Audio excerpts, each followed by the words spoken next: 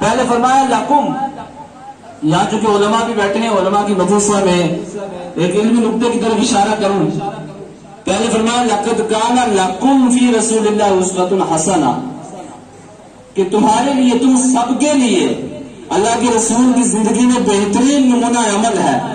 یہ ہے لکم میں کل زمینی، یہ ہے مبدل منہ. اس کے بعد میں فرمایا لمن کان یرجو اللہ، اسی سے بدل آیا، یعنی کس کے لیے بہترین نمونہ عمل ہے؟ اس کے لیے جو اللہ کی امید رکھے، اللہ کی امید سے یعنی اللہ سے ملنے کی امید رکھے، جو یہ یقین رکھے، ایمان رکھے کہ مجھے دنیا سے جا کر کے اللہ کی بارگاہ میں پیش ہونا ہے، زندگی بھر کا حساب ہونا ہے، اور آخرت کے دن کی امید رکھے، وذکر اللہ کثیرا، اور اللہ کا ذکر کثرت کے ساتھ کرے. مطلب یہ ہوا کہ رسول اللہ کی زندگی بہترین نمونہ اس کے لیے ہے جو اللہ سے ملنے کی امید رکھے، جو جناب والا محشر کے میدان میں جانے کی امید رکھے اور اللہ کا ذکر کثرت سے کرے. اللہ کے ذکر میں بہت ساری چیزیں آتی ہیں، نماز بھی اللہ کا ذکر ہے، قرآن پاک کی تلاوت بھی اللہ کا ذکر ہے، اور نبی کریم صلی اللہ تعالی وسلم کا ذکر، آپ کی نعت اور آپ پر درود پڑھنا، یہ بھی حقیقت میں اللہ کا ذکر ہے. نبی کی اطاعت، یہ بھی اللہ کی اطاعت ہے. نبی کو یاد کرنا، یہ بھی اللہ کو یاد کرنا ہے. اس کے اندر بہت ساری چیزیں آئیں گی. بہر مسلمان سے اتنا تو ثابت ہو گیا، نبی کریم صلی اللہ تعالی وسلم کو اللہ نے دنیا کے اندر جلوہ گر فرمایا، دنیا کے اندر مبعوث فرمایا، دنیا کے اندر بھیجا تاکہ اللہ کے رسول آئیں، لوگ ان کو پڑھ کر، ان کو سمجھ کر، ان کے حالات کو دیکھ کر، ان کے قول و فعل کو دیکھ کر، ان کے کردار و گفتار دیکھ کر کے اپنے لیے آئیڈیل بنا لیں، اپنے لیے نمونہ بنا لیں، پھر اس کے مطابق زندگی گزارے تو پھر وہ دنیا میں بھی کامیاب ہو جائے اور آخرت میں بھی کامیاب ہو جائے. آج ہم جن بھی بزرگان دین کا نام لیتے ہیں، چاہے وہ صحابہ کرام ہوں، تابعین کرام ہوں، ائمہ مجتہدین کرام ہوں، مفسرین ہوں، محدثین ہوں، علماء ہوں، فقہاء ہوں، صلحاء ہوں، یہ سارے وہ لوگ ہیں جنہوں نے اللہ کے رسول کو اپنے لیے آئیڈیل بنایا تھا. اور حال یہ ہے کہ آئیڈیل بنانے کے بعد میں انہوں نے اللہ کے رسول کے اسوہ کو اپنایا، اللہ کے رسول کی سیرت کو اپنایا، قول و فعل کو دیکھا، اور اس میں ان کے لیے جو دروس تھے، ان کے لیے جو تعلیم تھی، اس کے لیے جناب والا ان کے لیے جو تعلیمی معاملات تھے، جو تعلیم تھی، جو سبق تھے، ان سبقوں کو پڑھا اور پڑھنے کے بعد اس پہ عمل کیا تو آپ نے دیکھا کوئی صداقت کا تاجدار بن گیا، کوئی عدالت کا شہر سوار بن گیا، کوئی سخاوت کا علمبردار بن گیا، کوئی شجاعت کا جناب والا تاجدار بن گیا. اسی طریقے سے آپ بزرگان دین کو دیکھتے جائیں گے. ان لوگوں کو کامیابی کیوں ملی تھی؟ انہوں نے اللہ کے رسول کو صحیح معنی میں اپنے لیے آئیڈیل اور نمونہ بنایا تھا.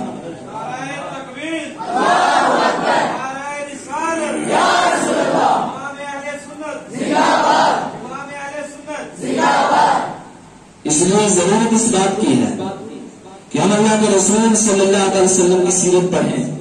ہمارے میلاد النبی میں کیا ہوتا ہے؟ نبی کے نام پہ لوگوں کو اکٹھا کر کے ہم کسی اور کا ذکر تو نہیں کرتے ہیں، نبی ہی کا ذکر کرتے ہیں، نبی کی ولادت کو بیان کرتے ہیں، نبی کی جوانی کو بیان کرتے ہیں، نبی کے بچپن کو بیان کرتے ہیں، نبی کی مکی زندگی کو بیان کرتے ہیں، آقا کی مدنی زندگی کو بیان کرتے ہیں.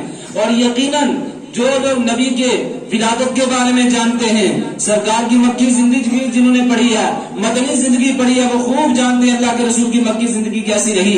مکے کی زندگی میں آپ نے اپنے پڑوسیوں کے ساتھ کیسا برتاؤ کیا، ان لوگوں کے ساتھ کیسا برتاؤ کیا، اور اس ماحول میں رہ کر کے آپ نے کیسا سلوک کیا. جب آپ مدینہ کے اندر آئے تو مدینہ کے لوگوں کے ساتھ آپ کا کیسا برتاؤ رہا، کیسا سلوک رہا. تو ان محافل کے اندر یہی چیزیں بیان کی جاتی ہیں، اور جو لوگ سنتے ہیں اور عمل کرتے ہیں پھر آپ دیکھتے ہیں کہ وہ کامیاب بھی ہوتے ہیں. اس لیے مسلمانوں ضرورت اس بات کی ہے کہ ہمارا ہر بچہ نبی کی سیرت سے واقف ہو، نبی کے حالات زندگی سے واقف ہو. آج حال یہ ہو گیا کہ اسکولوں کے اندر ہمارے جو بچے جاتے ہیں، آج طرح طرح کے اسکول ہیں جناب والا، آپ خوب جانتے ہیں. خود ہمارے شہر کنج کی بات اگر کریں، کتنے اسکول ہیں، ان میں پڑھانے والے لوگ کون ہیں، ان کا سلیبس کیا ہے، ان کا نصاب و تعلیم کیا ہے. ہمارے بچے جناب والا غیروں کے بارے میں خوب جانتے ہیں، غیروں کی سیرت اور غیروں کے جناب والا حالات زندگی خوب جانتے ہیں، لیکن آپ نے نبی کی سیرت سے وہ ناواقف ہیں، نبی کی سیرت سے ناآشنا ہیں، نبی کی سیرت کے بارے میں نہیں جانتے ہیں. آج ضرورت اس بات کی ہے کہ ہم اپنے بچوں کو نبی کی سیرت بتائیں، صحابہ کرام کی سیرت بتائیں، بزرگان دین کی سیرت بتائیں. اور یہ ساری سیرتیں جو یا تو مدرسوں کے اندر بتائی جاتی ہیں، یا کسی مکتب کے اندر بتائی جاتی ہیں، یا مسجد کے اندر کوئی امام بتاتا ہے، اس لیے آپ اپنے بچوں کو مدرسے سے جوڑنے کی ضرورت ہے، اپنے بچوں کو مکتب سے جوڑنے کی ضرورت ہے، اپنے بچوں کو مسجد سے جوڑنے کی ضرورت ہے۔ جب آپ کا بچہ مسجد سے جڑ جائے گا، مدرسے سے جڑ جائے گا، مکتب سے جڑ جائے گا، کسی عالم کے قریب ہو جائے گا، کسی صوفی کے قریب ہو جائے گا، کسی مبلغ دعوت اسلامی کے قریب ہو جائے گا، پھر آپ دیکھیں گے آپ کے بچے کے چہرے پر داڑھی بھی ہوگی اور سر پر امامہ بھی ہوگا۔ پھر جب وہ بازار میں نکلے گا دنیا دیکھتی رہ جائے گی کہ نبی کا سچا غلام جا رہا ہے۔ مسلمانوں یہ سارا ماحول جو ہے وہ لوگ دیں گے جنہوں نے نبی کی سیرت کو پڑھا، وہ آپ کے بچوں کو بتائیں گے۔ تو آج کے دور میں نبی کریم صلی اللہ تعالی وسلم کی سیرت کو منانے یا آپ کا میلاد منانے کی اہمیت پہلے سے کئی زیادہ بڑھ گئی ہے۔ اب میں حدیث پاک کی طرف آتا ہوں جس میں اللہ کے رسول نے اپنی تشریف آوری اور جلوہ گری کا مقصد بیان کیا ہے۔ دو حدیثیں ہیں، ایک میں اللہ کے رسول نے فرمایا بعثت لأتمم مکارم الاخلاق، کہ اللہ تبارک و تعالیٰ نے مجھے مبعوث فرمایا تاکہ میں اچھے اخلاق کی تکمیل کر دوں۔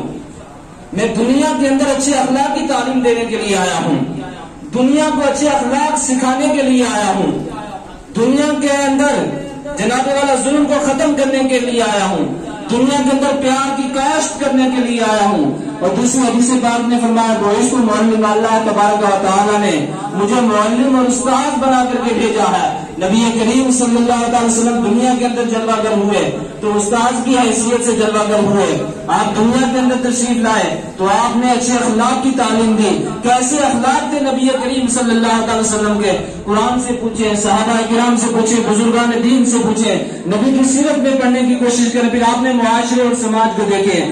آج ہمارا معاشرہ کتنا بگڑتا جا رہا ہے، ہمارا سماج کتنا بگڑتا جا رہا ہے، ہمارے معاشرے اور سماج کے اندر کتنی برائیاں آ گئی ہیں۔ اس کی وجہ ہے یہ ہے کہ ہم نے نبی کریم صلی اللہ علیہ وسلم کے اخلاق کو نہیں پڑھا ہے، نبی کریم صلی اللہ علیہ وسلم کی سیرت کو نہیں پڑھا ہے، اور اگر کسی نے پڑھا بھی ہے تو عمل نہیں کیا ہے۔ اگر عمل کیا ہوتا تو معاشرہ سدھرا ہوا ہوتا، تو معاشرے سے ساری برائیاں دور ہوئی ہوتی ہیں۔ معاشرے کے اندر اگر بگاڑ ہے، فساد ہے اور برائیاں، اس کا مطلب یہ ہے کہ آقا کی سیرت کو نہ ہم نے پڑھا ہے نہ اس کو اپنایا ہے، آقا کے اخلاق کو نہ سنا ہے، نہ پڑھا ہے، نہ اس کو اپنایا ہے۔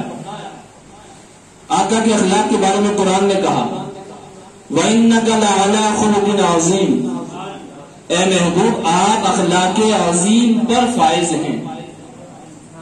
اب اس میں نبی کے اخلاق کی اللہ نے کیسی تعریف کی؟ اگر آپ علماء کرام کی محفل بھی ہے، طلبہ بھی ہیں، میں بتا دوں کہ عربی زبان و ادب کے اندر، عربی نحو کے اندر آپ نے پڑھا ہوگا یا پڑھیں گے، اعلیٰ جو حرف آتا ہے، حرف جار، یہ استعلاء کے لیے آتا ہے۔